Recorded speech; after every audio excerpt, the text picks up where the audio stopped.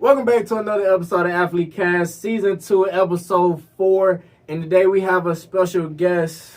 Ashlynn. What? Ashlynn. Ashlynn. And what sport do you play, Ashlynn, and where are you from? I do cross country and track, and I'm from Stewart, Iowa. Stewart, Iowa? Where's that? Like 30 minutes west of West Des Moines. I don't know where that is.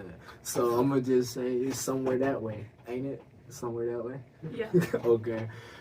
All right. So you say you do cross country and I can't fucking talk, but it's all right. You say you do cross country and track, right? Yes. All right. So when did you realize that you wanted to get into track and cross country? In my hometown, we have like a 5K, and my mom would always sign me and our whole family up for it. Mm-hmm. And I would usually just walk it with her when I was little because I just walked to it. I was like 5. I didn't want to actually run it. Mm-hmm. And then my older brother he's really good at running, and he got into it. And I tried volleyball in middle school, and I didn't like it. I liked it. I didn't like my teammates. There was too much drama and too much, so I just didn't do it. So I started running, and I realized that I actually really like running, even if I'm not good at it. I was like, I'll stick with it. So I have a question. How do you be good at running? You be fast. And I'm not fast. I just like running. So what events do you do? Well, for cross country in high school, it's a 5K. Everybody runs a 5K, which is 3.1 miles. And then in college, women run a 6K and men run an 8K. So women run almost 4 miles and men run 5 miles. Yes. I don't know that. And then in track, I run a mile if I wasn't injured. But Oh yeah, I forgot you did tell me that. So how long has that been going well for you? the injury, Yeah. it's gotten worse. It's now both my hips instead of just one of them. So You sound like me. like actual hip or hip flexor type thing? one of them it's my actual hip, my actual joint. The other one, we're not sure what it is yet. And when did the other side become an issue? Right before break, recently. Okay. So next question is what has been your biggest influence in continuing your student athlete journey even though you've been hurt? I think the fact that it's a community. I have, other than just my roommate is one of my roommates is a cross country and track runner, but I think the fact that I have a community and the team's my family, it actually keeps me going, and I'm okay. So I probably already know the answer to this question, but what has been one of your biggest obstacles in your journey, and how did you overcome that? Probably my injuries, or the fact that I'm not fast and everybody thinks that a cross country, to do cross country you have to be good and fast at running. And the way I just enjoy running, so I keep doing it. Everybody asks, well, why do you keep running if you're not good at it? And I'm I like it. I'm not gonna stop something that I like. What do you like about running, to be exact? It's calming, and it's the way I describe it to people is it's my therapy. So if I'm upset or mad or something, I go and run, and I come back and I'm better. Do you ever get tired of running though? Tired in the sense of No, my body's physically tired, or I'm just yeah. damn, I'm bored. Damn, I'm tired. You said you guys run 6? We've done 6 miles on long runs on Sundays, depending on how much mileage our coach gives us. We'll run up to 10 miles. Exactly. Do y'all do that? Do y'all take breaks in between, or do y'all Well, just? the guys do, the girls don't. The guys have to stop for a potty break. So you telling me you guys run 10 miles straight, no break? The only break we get is at a stoplight. Yeah, nah. So have you ever competed in since you've been here, or? Yeah, I competed twice my freshman year, but both times were through injury, and so neither of them were. I just was fighting an injury the whole time, and I hurt so bad. I did my actual competition that I did last year was the conference meet, and my hip, I talked to my coach, and he was like, compete to the best of your ability, stop whenever you want. And I was like, okay, whatever. And I wanted to stop. I wanted to make it to at least a 5K. Well, the girls ran a 6K, and I made it to the 5K point. My parents and my brother were there, and I was like, there's no point in stopping when I just have a 1K left, which is 0.6 miles. I'm like, I'm just going to push through even if it hurts, even if it makes it worse. And the moment I got done, Rebby or AT, she's like, you're making an appointment with me right now. Okay. That's all right. Well, you did it throughout high school, right? Mm-hmm. And you said you competed in like some freshman year. Mm-hmm. How did you like handle the pressure, especially like being injured in college? How did you handle that pressure in the competition? Usually a lot of runners get in their head while they're running because you're usually like, yes, you might have a teammate near you or you have other schools, but like you don't want to hold a conversation with them because you're competing and you want to give it your all. And so usually a lot of runners get into their head, and anytime that happened, I would just be like, I'm injured and I'm still competing. Like, I'm doing the best that I can. My body cannot do anymore or it will like break. That is fair. So between like being injured, have you like had any like self-doubt? And if you did, how did you overcome that and keep going with it? There's been times where I'm like, well, what's the point of even like showing up to practice or going or doing the sport if I'm injured, or if people don't like see a purpose in me being on the team because I'm slow. And anytime that happens, I'm like, at least I'm showing up, because there are people who are doing this like just to be on a team or just to say they're an athlete, and like at least I'm showing up and putting in the work to the best of my ability. Y'all actually have people that just want to be on the team just to be on the team? There are people that take cross country to keep them in shape for track. So then when they compete in cross country, they walk on the course, which like something that you don't want to do in general, but especially in college, you don't want to walk on a course. And it was a meet that I wasn't running in, and so I was doing stats. So like I was at every mile marker, telling them like what their mile was and their pace, and then I was handing out water if they needed it. And I was like, hey, come on, like why are you walking? And he's like, I don't care. And he was laughing, smiling the whole time, messing around, and I was like, at least you're competing. Like, oh well. Nah. Like, okay, next question is, what? Oh my God, I lost my place. Have you ever? No, that's the question I just read. What are some lessons What lessons have like your sport taught you, like as a person or just in life in general? Patience. Definitely with patience, whether it's improvement or injury-wise. Like, even if you're gonna put the work in and you're like, you will work so hard, you're not gonna see progress right away. You have to have patience, and you have to trust the process, in the sense of keep doing what you're doing and be consistent with it, and then you'll see progress. I like that one. So moving to the mental health like side of this podcast, have you ever like faced like mental burnout?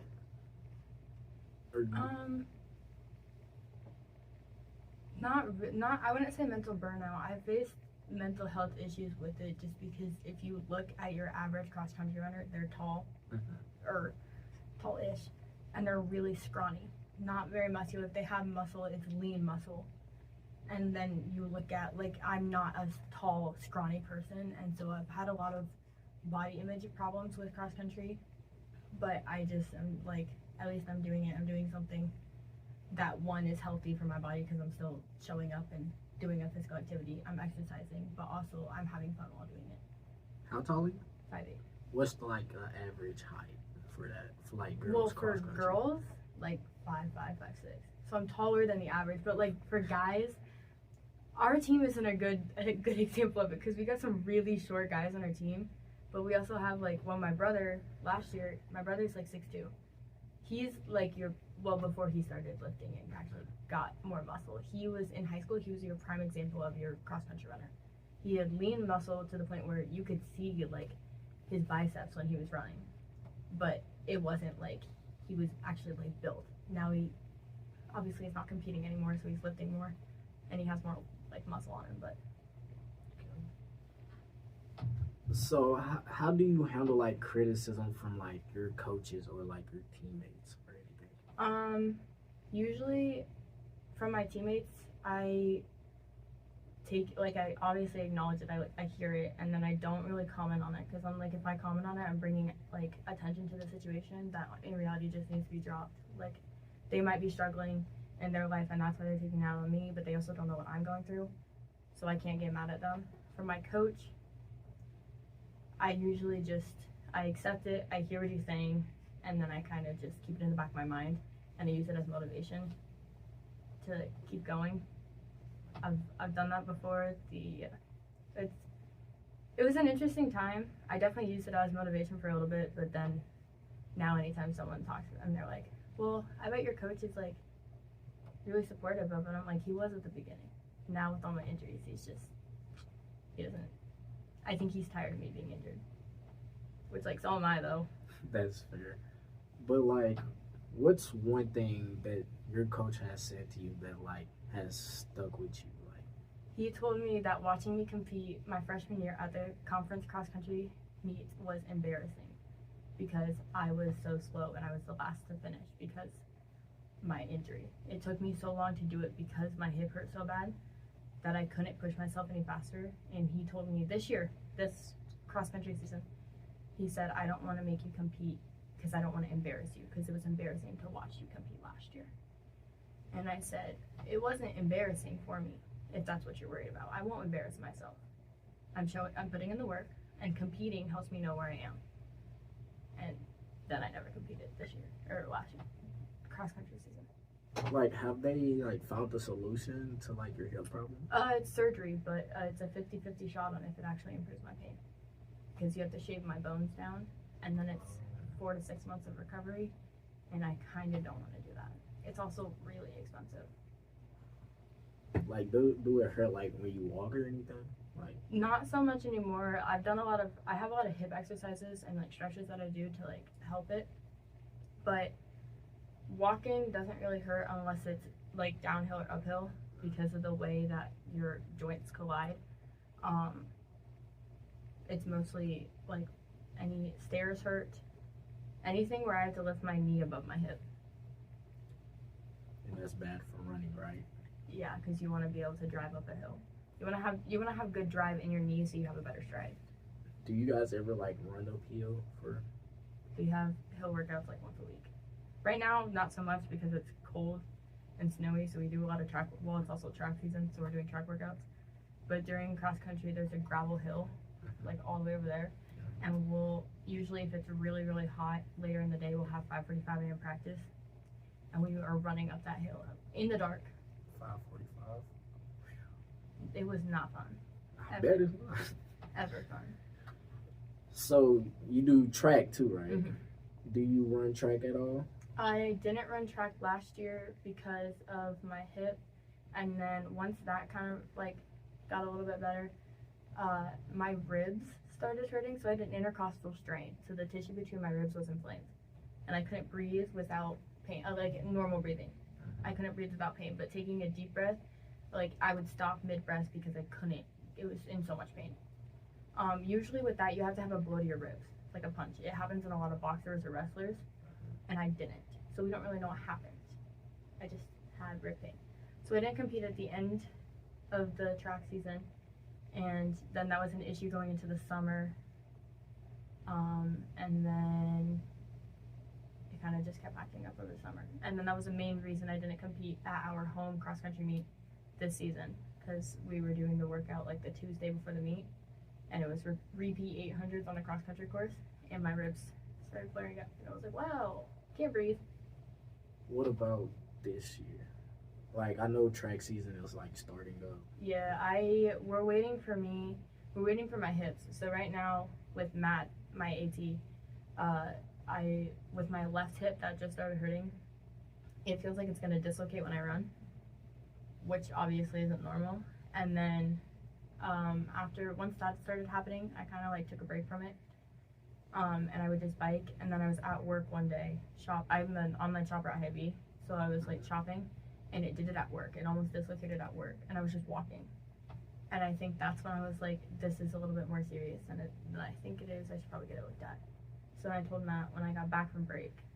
And so now we bumped my hips, which basically just like popped and tried to realign them. Yeah, I get that a lot.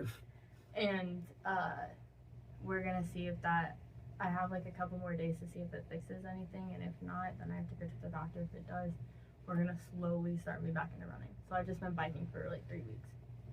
Okay. So how do you feel about like if it does work? If it does work, I'm happy that we have it fixed, but I feel like it's only temporary. And it's, so then no matter what, I'm gonna have to go to the doctor. Okay, I can see that. So on to the next question, which is how has being a student athlete shaped your character like outside of your sport? I think it makes me a lot more compassionate towards people. Definitely, like someone in class, if they're having a rough day or something, you don't know what their morning was like. You don't know what they went through before this class. Obviously, like if I had morning practice, I was tired before class. I didn't want to deal with people. I wanted to just go back to my dorm and take a nap, but I couldn't because I had to show up for the student part of being a student athlete. So I think it just makes me more compassionate and like patient and letting people do their thing. Just like today. Yeah. When you skip class. Okay, whoa! I didn't go to bed till 4 in the morning. I'm not gonna hold that against you. I'm just saying. I woke up 10 minutes before the class started, and I emailed my professor and said I'm not gonna be in class. So you intentionally woke up 10 minutes before class. I didn't mean to wake up 10 minutes before class. I meant to wake up 30 minutes before class. It's usually what I do. Why you didn't go to class? If you I can't get ready in 10 minutes. Yeah, you can. No, I can't. I gotta get up, brush my teeth, do my hair, do my makeup, get dressed. You know what? You're right. I'm not a guy. I forget. I'm not a guy where I just roll out of bed, throw on the first pair of clothes I see, and walk to class. That's not usually how it works. Not for every dude. Not for every dude, but for most dudes. Yeah. Some of the outfits that I've seen people wear to class, I'm like, you definitely just grab the first article of clothing you saw. Nah, I'm a prime example because I'll be wearing pajamas to class. Well, pajamas is different. Sometimes it's like laundry day and you're gonna do it. Nah, But last semester, Antonio, he wore a blue hoodie on blue sweatpants, not the same blue, with blue Air Forces. Yeah, I remember that fit. I was like, oh, right. So, Sometimes you have them days that like. I will admit, sometimes I have days where my outfits aren't like perfect, but that's either because one, it's the last like matching outfit that I have before I have to do laundry, or I'm running late and I know it's an easy outfit. Like I already know it's an outfit because I've worn it before. I'm a big outfit repeater and I don't care. I'll die on that hill. This is off topic, but what's your like go-to color to wear?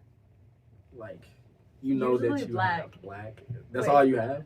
I was talking to my roommate. I need more colorful pants because I only have black and gray, unless it's jeans, and I have one pair of red leggings. Yeah, that's bad. Like I'm wearing yesterday. What did I wear yesterday? What did I wear? What was yesterday? Was Monday? What did I wear yesterday? I wore black leggings. I know that much. Oh, I wore black leggings and my camo hoodie. And then today I'm wearing a black top and gray sweats. Tomorrow I'm wearing black leggings and a pink hoodie. I already know my outfit for a month. That's crazy. You already got these outfits like picked out. Usually, yeah. Okay. Thursday, if I wore my red leggings and my black quarter-zip. Friday might be black leggings and a Simpson hoodie. That's what's up. Okay, what's one thing you wish you knew before becoming a college student athlete?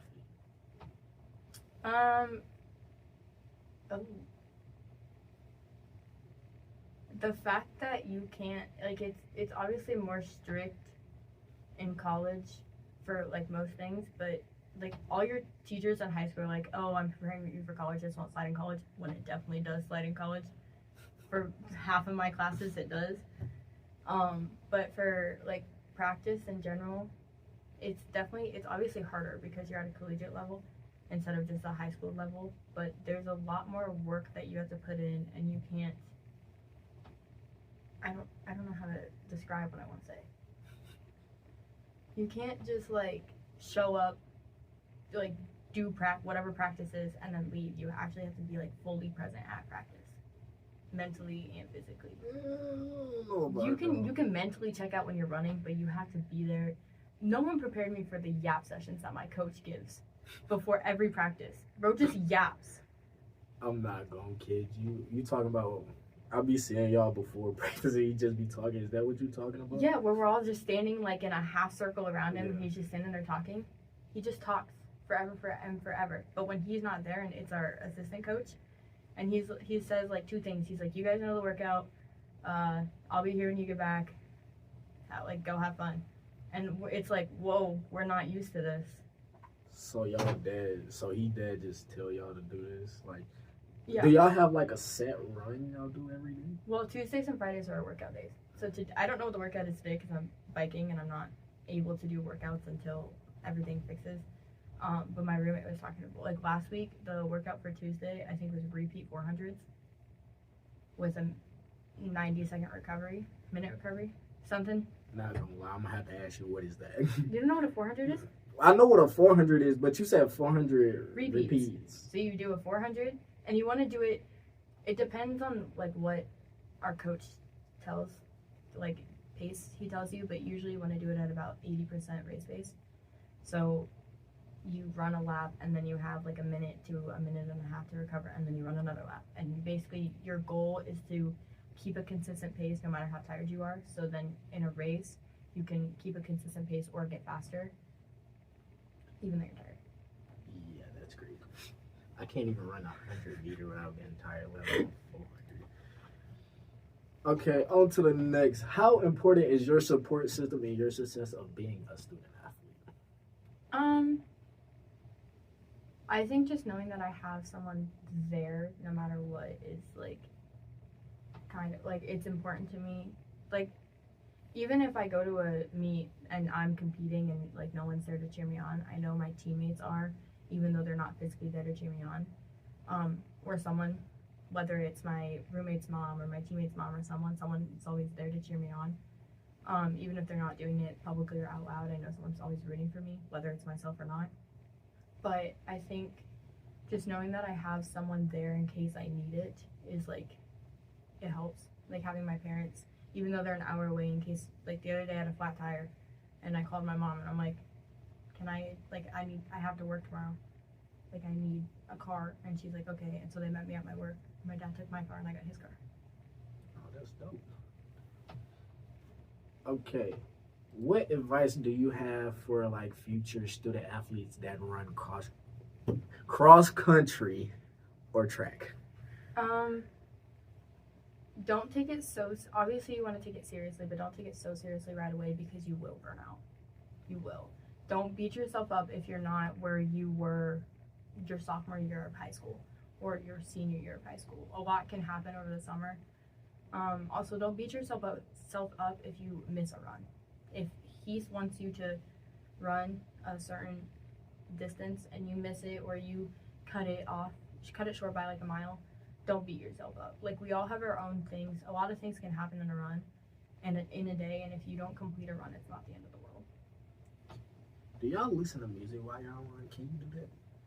When we run as a team on campus, you can, but most people don't because a lot of people talk to each other while they run.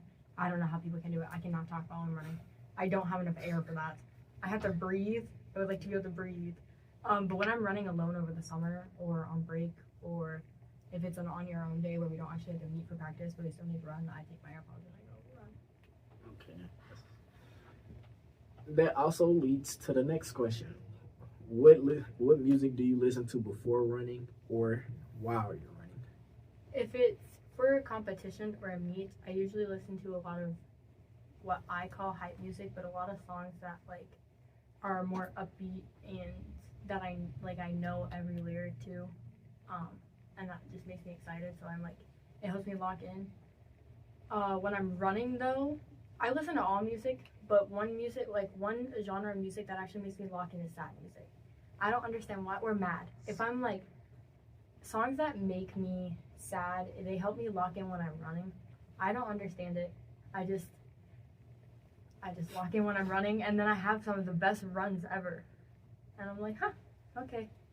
But then it puts me in like a mood for the rest of the day, so I'm like, oh, I can't. Even when I'm lifting, like in high school when we would have PC, I would have to put like sad music Hold on. Time out. What is PC? Physical conditioning. Okay. I don't know what this stuff means. It's like PE. PE? Y'all call PE PC?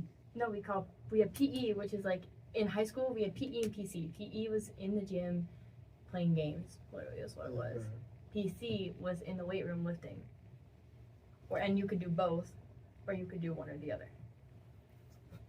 Okay.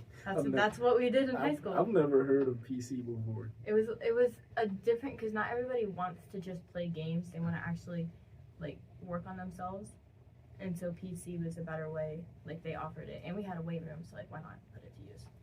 So, what song would you say is your go-to song? In what sense? In the while I'm running, like sad music, or just like in general? In general, like while you running and in general. Oh, SZA. I love SZA. SZA, it's either BMF or it's Nobody Gets Me. Or Nobody, whatever that song is. What?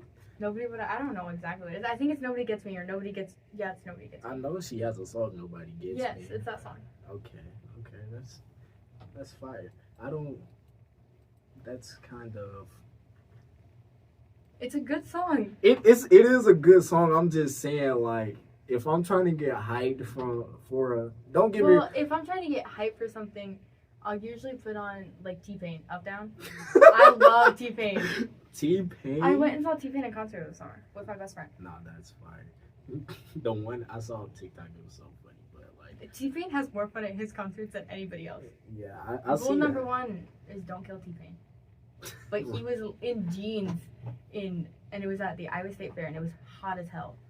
And he was in jeans. And I was like, that's not your best idea, but you know what? Oh well. Well, you know, when you're not from here, you make mistakes like that. Like well, I did. I know. He literally said, he's like, no, you guys weren't lying about the corn sweats. And I'm like, oh.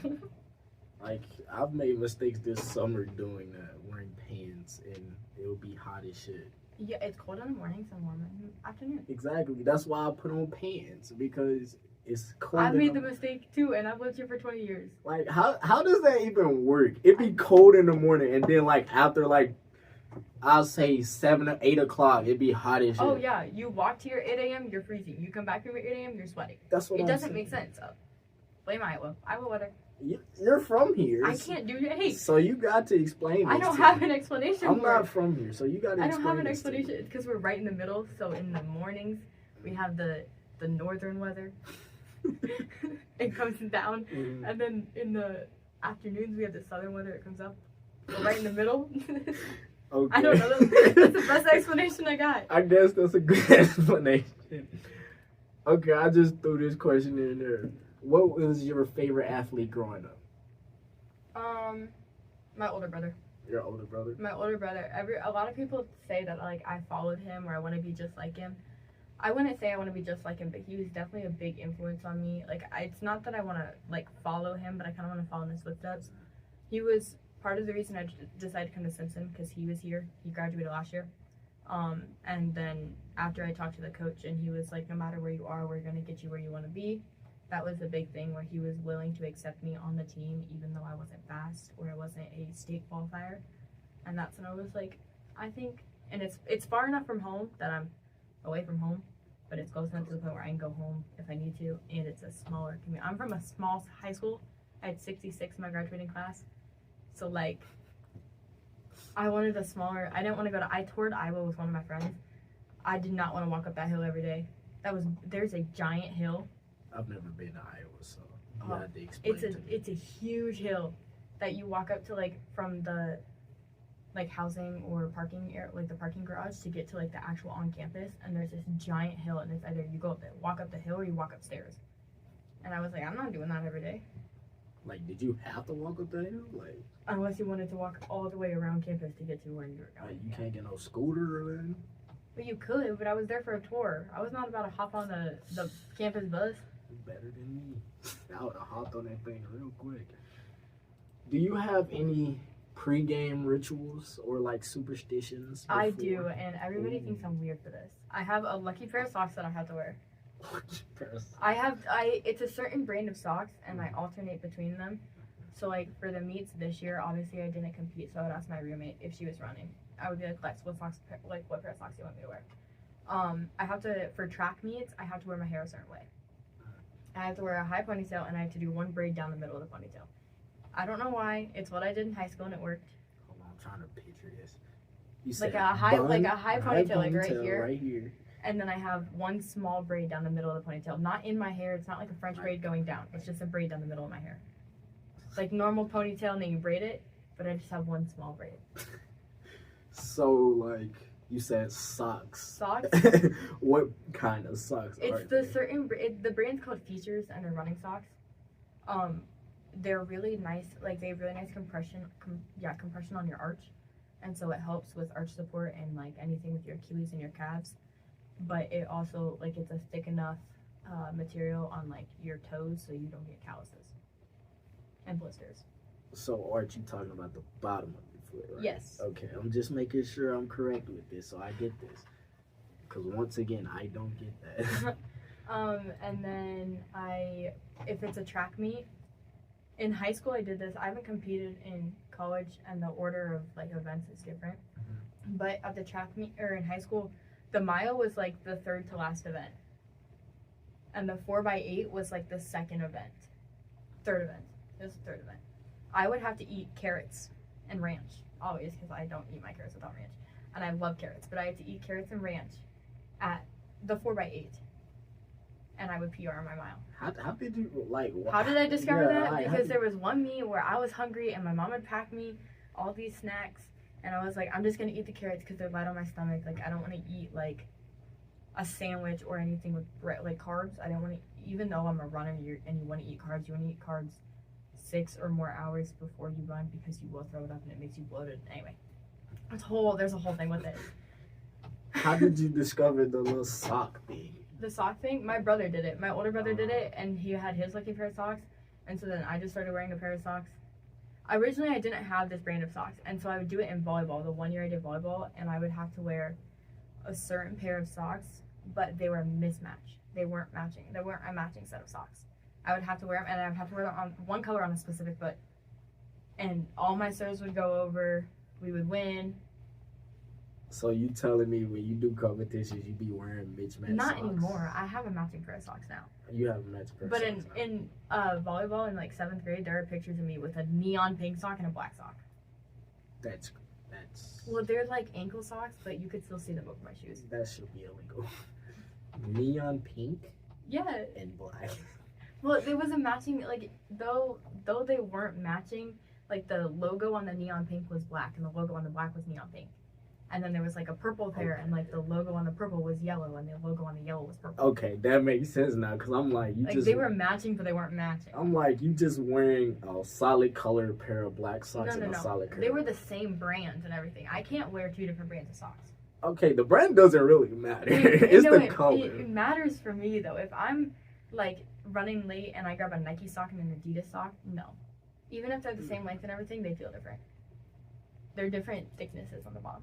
Though I don't wear those brands, I wear running shoe, whatever. I wear a running sock brand.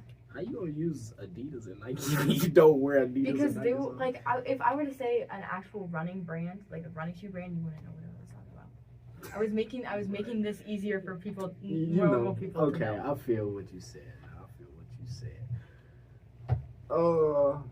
I'm just spitting off the top of the head now because I'm out of questions.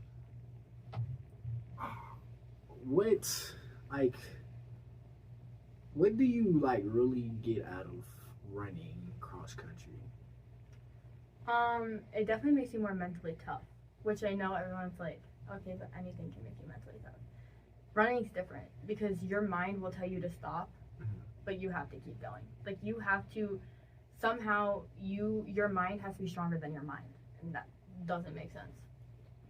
But, like, while you're running, your mind has to be stronger than your mind.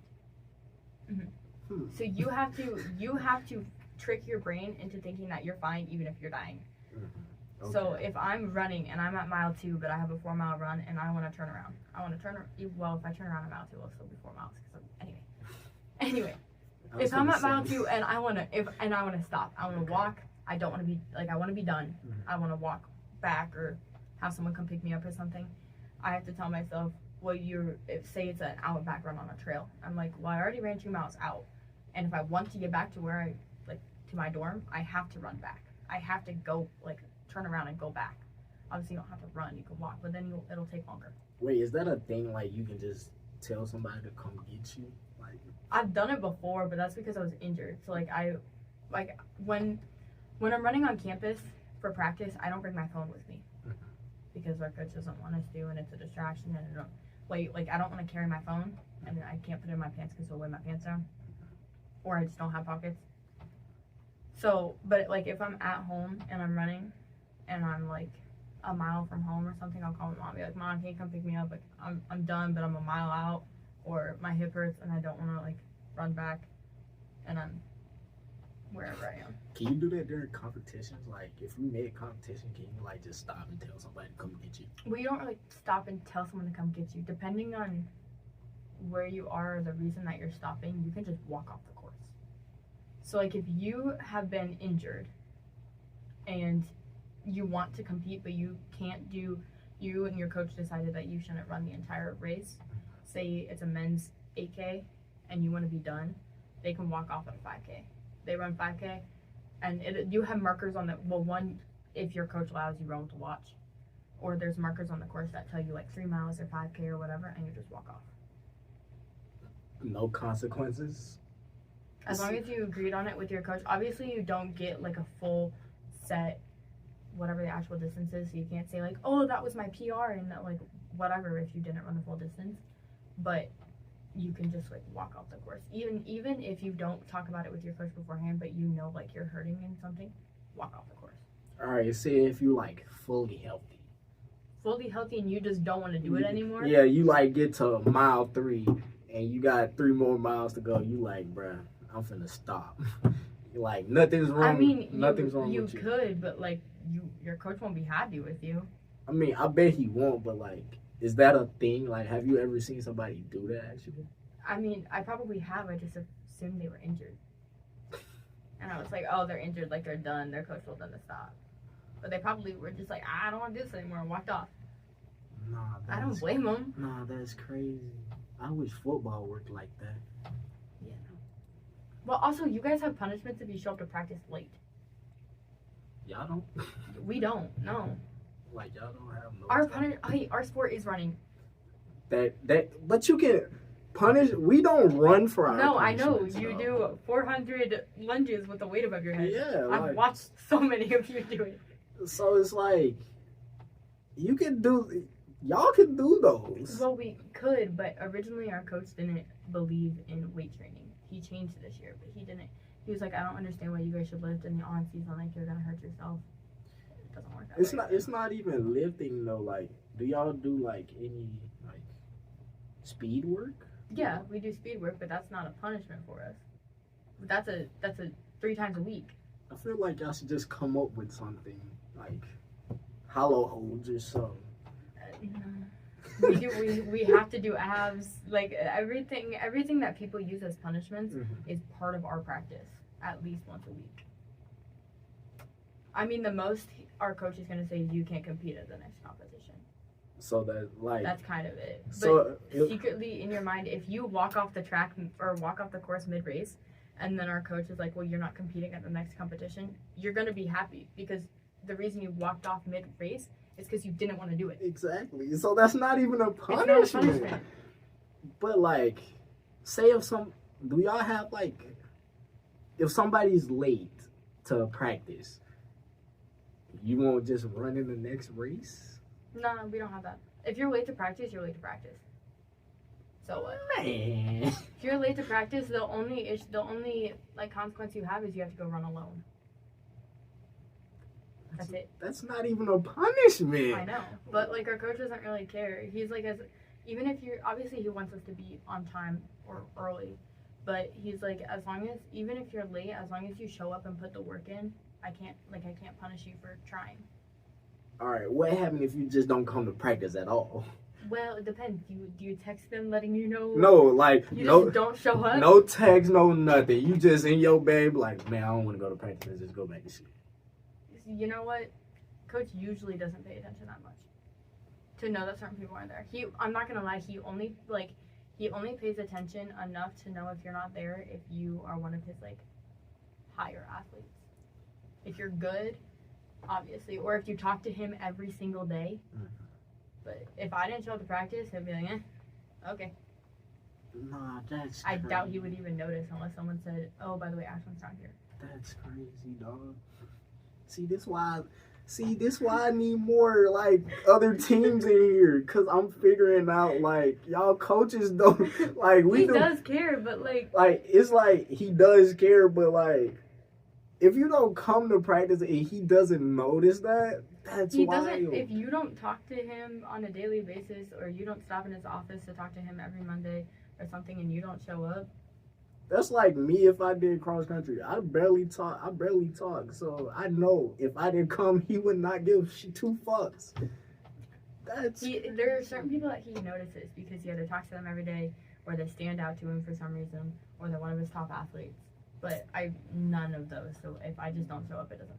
It's like, I didn't show up today. I was finna say I need to get. I also usually send him, if I do sleep through a full practice and I wake up after practice and realize I missed it, I'll send him a text like with an excuse on why I wasn't there. So after the whole practice that went through, I'll be like, hey, sorry I missed practice. I was in class, or I had a meeting that went long. now in class, that's not an excuse. Well, he knows my class schedule, so obviously that one wouldn't work. That's what I'm saying. But or I'll be like, oh, I had to, go like run home and help my mom or something. Okay, now that's more reasonable. Well, and he also knows like my family medical issues. So like what that my family's dealing with. So like if I were to be like, hey, I'm not gonna be at practice for this, he'll be like, don't worry about it. Okay, that's he was like that at one point. I was like, hey, I'm not gonna be at practice. I'm gonna go home and visit my grandma. And he's like, okay, take all the time you need. That's more understandable right there. But like, I let him know like 3 days in advance. That's 3 days in advance. Like I get that, but like I just can't wrap my head around that if you show up late, you just run alone. Like I've shown up late before, but it was a biking day, so I didn't care. I dropped my bag, put my shoes on, went up to the weight room and bike. Bro, I'm finna get in the cross country business, bro. Nah, I'm lying. I was about to say, no, you won't. I'm lying. I barely can run for real. That's mind-boggling, though.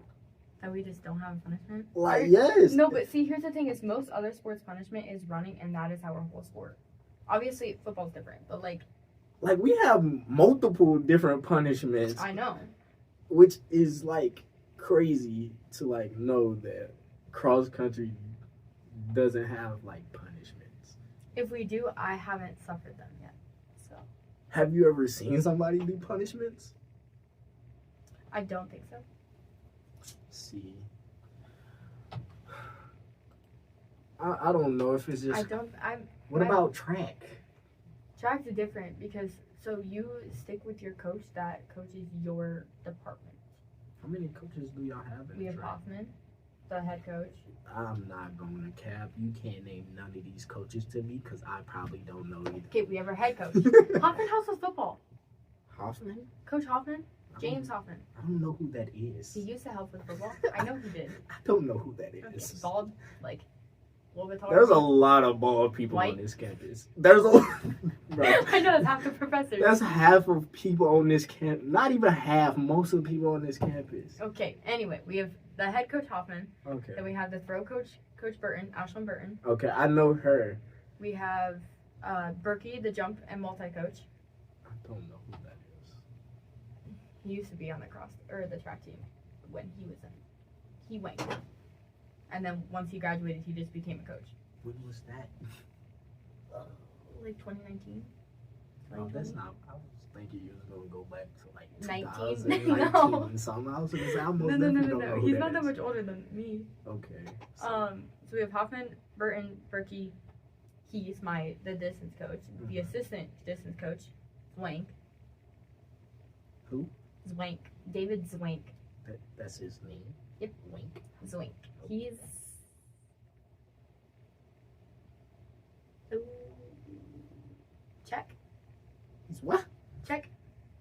Czech Republic. It used to be Czechoslovakia, and then Czechoslovakia split into Czech and Slovakia. No. You learn your geography. Wait. Are you talking about his name? His ethnicity is Czech. He's white, but like he's not like, you know, there's like Italians.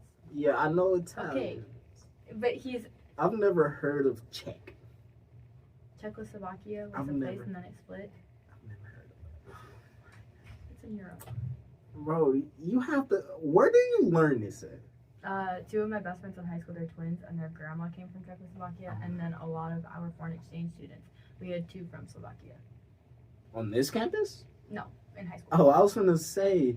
The ones on this campus are from French, Spain, and Great Britain. No, France. How He's do from you France. know all this? I don't. Well, know I'm this. friends with Lucia, the two French guys. Well, Lucia's probably the only like. One that you know. Yes, Lucia. You don't know Louis? Who? Louis Durkin. He's a men's gymnast. I've